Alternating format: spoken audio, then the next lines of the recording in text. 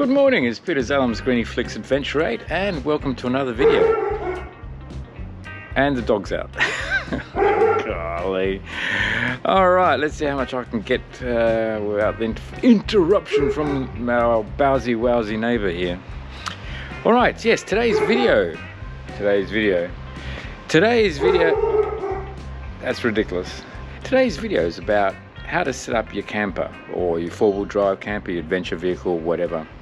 There was a video that I did earlier on setting up my other adventure vehicle, the Hilux, with the Alu Cab Canopy camper. And there'll be some links in the video here.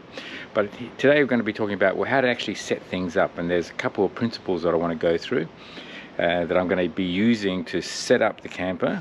Mind you, it's been set up for 12 years and I've refined it over the years. So there's going to be some lessons to be learnt as well in this video.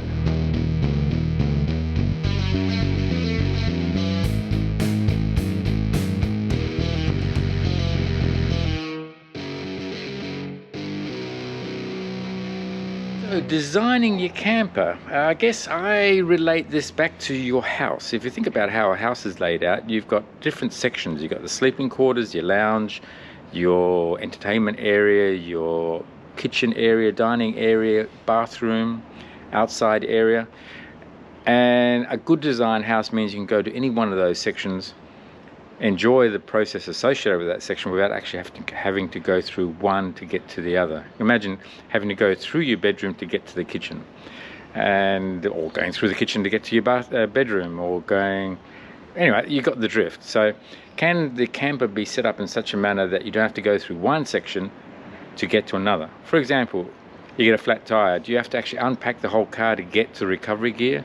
Or if you want to have a cup of tea, do you have to unpack all your luggage in order to make a cup of tea or something like that? So that's the importance of being able to get to all the different sections according to the process that you want to fulfill, including driving and not have everything flying around all over the place.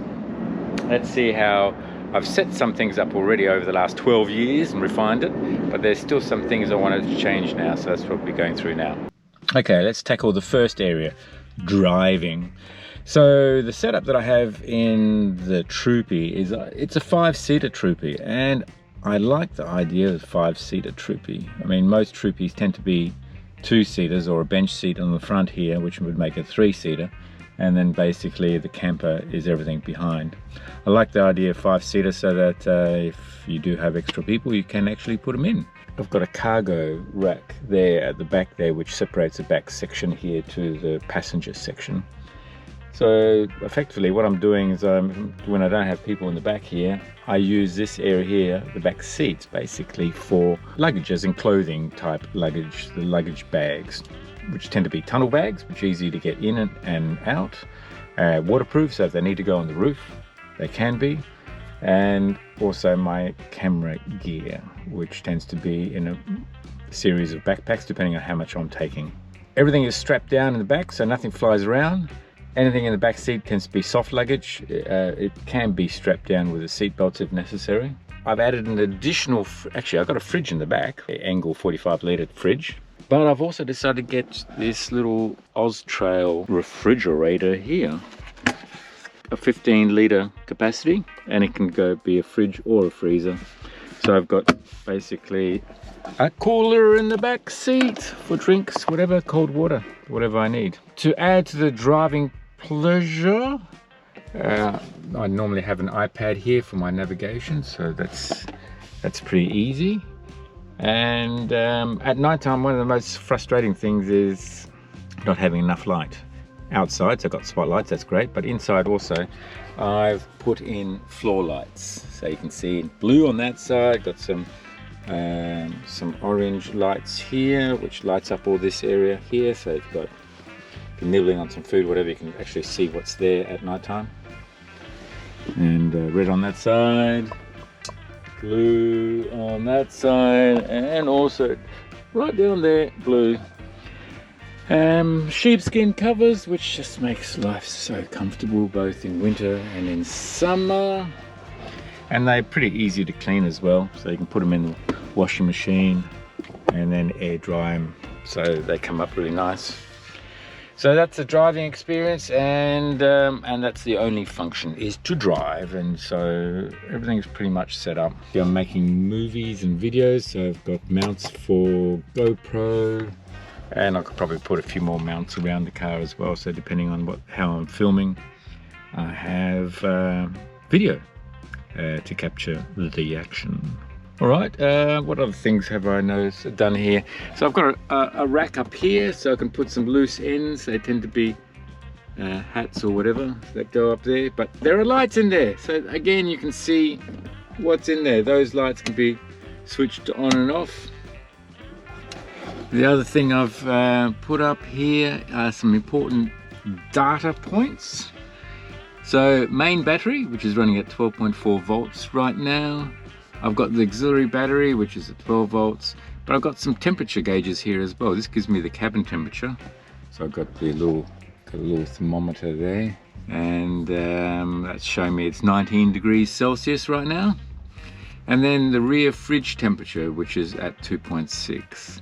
So if this temperature does change abnormally, then I can see that during the course of driving, whatever.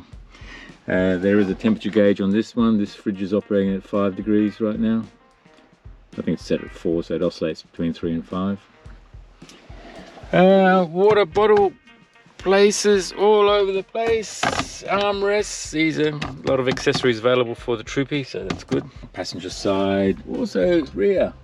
I modified the one that normally goes on the front and actually goes onto the rear as well on both sides. So internally, it's all very comfortable. Got my UHF radio at ease, so it's out of the way. Got an extension cord as well, if necessary. If I do have passengers in the back that want to talk with the UHF radio, the microphone will stretch right up to them as well. I'm incorporating induction cooking in this next trip, and I've done some experimenting with using a power station, an iTechworld 1300p power station, and a single burner induction cooker, and it works really well. So I'm going to incorporate that in this next trip that's coming up, going around Australia. So a couple of things there. iTechworld, I'm an affiliate with iTechworld, which means that if you go onto their website or call them or go visit their store, and there is something of interest in that, I mean, they've got a whole gamut of solutions around solar panels, lithium batteries, as well as power stations and accessories. And if you've been an affiliate, it means that if you use the Adventure 8 discount code at the time of purchasing, you get an additional discount. It does vary. I understand it's at least 5% on top of whatever discounts might be applied at the time, which is great. That helps you in your purchase, and being an affiliate, it means that there is also a little bit of commission that comes back to the channel. It helps to support the channel. So if that works for you, that also works for me as well. So that's iTechworld. And then also the Round Australia trip, I did do an earlier video. There's a link there as far as the journey and the rough route. If you'd like to tag along on any part of that journey, then let me know as well. Contact me at adventure8.com.au. People tagging along, there'll be an opportunity to contribute a little bit to the channel and to the journey. It also helps support this effort of producing content for you guys. By introducing induction cooking and the power station, it means I need to arrange the back so I can get to the cooking facilities quickly and easily whenever I stop. Okay, so here's the scenario. I've been driving for 2 hours and I need a break, and I want espresso shot to keep me awake. So let's see how long it takes me to get this process done. I'll start the stopwatch. Off we go.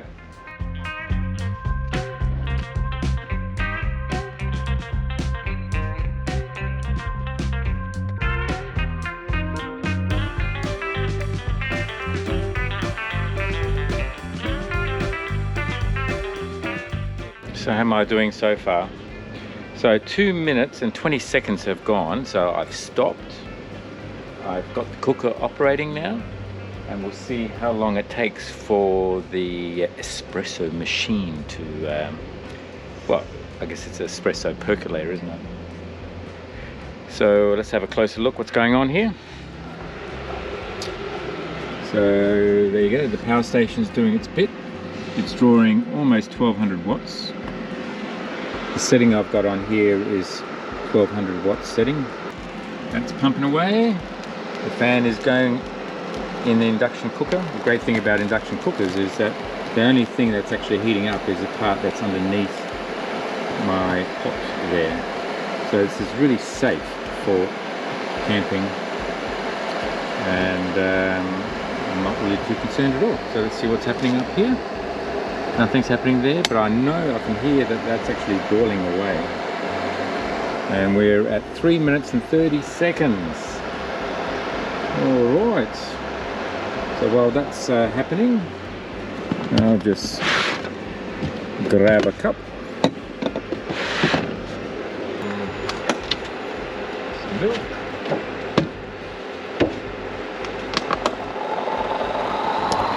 Alright, so things are happening here now. Woo. Whoa, okay, that's done. Maybe a little bit too much water. So I can just turn that off. And we're good to go. So okay, the time is 4 minutes and 20 seconds. And then we can, oh yep, it's a bit too much. And we've got a nice hot espresso type long black. So you can make 2 cups of coffee like this depending on how strong you want. I'm just sort of making one right now. And I can just put the hot pot there. A little bit of milk. That's not bad. Okay, so what do we do? In 5 minutes basically. 5 minutes we've stopped, we've prepared the kitchen, and we've made an espresso. And I'm drinking my coffee in 5 minutes. Now, if that's not fast, I mean, you can't even stop in a shop and order a coffee and get the coffee and have a coffee in 5 minutes. Well, not have the coffee anyway. I'll take my time having the coffee now. Is that a thumbs up for that? You gotta give this video a thumbs up just for that. Oh my goodness. Well, if you haven't subscribed to this, to my channel, then do subscribe. That's how you support the channel. Really appreciate it if you did. Now that we've used some of the power from the power station, and if I'm ready to go driving off, then I just need to connect the power station to the car, so that's actually charging away while we're driving, and which means my power station will probably be fully charged again by the time we stop next time. That's the whole point of having the power station. Alright, well, I've had my cup of coffee and I've done my wash up, so I got my espresso machine, spoon and cup.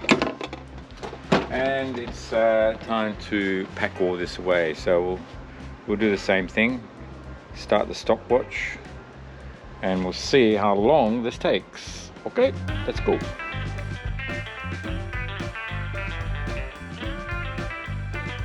All right, so that's taken 1 minute and 36 seconds. So the last little bit I have to do is put in the cooler box, but also connect up the power to the power station so that while I'm driving, it could be charging.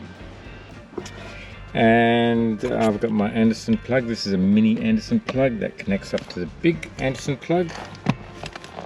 And then I've got a couple of choices here. I can use a 10 amp output or a 50 amp output Anderson plug here.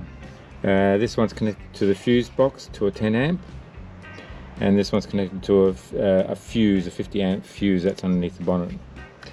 I've done a couple of tests. If I run it off there, then I can get up to 150 watts charging rate. If I run it off this one, I can get up to 100 watts charging rate. So if I connect up to that one, then this will ramp up 134, 100, anyway. When I start it up, it goes right up to 150 watts charging rate. So that means in less than 2 hours, that battery will be fully charged. And that's it. So it probably takes another minute or so just to put everything back in. So it's really that one box I had to take out to get access to everything to make my cup of coffee. Isn't that exciting? And I've got enough air gaps around here so that this could be charging, the power station can be charging, and there's a lot of still air circulation going on. And because of the location of these boxes here, the cable doesn't get crunched up, which is good. And this all sits nicely against there. I can close up. And we're ready to go. Ready to go on our journey. So I might just make believe as if I'm going on my journey now. Anyway, hope you've enjoyed this video. It's always fun making them. Look forward to seeing you on the next video. Cheers, bye.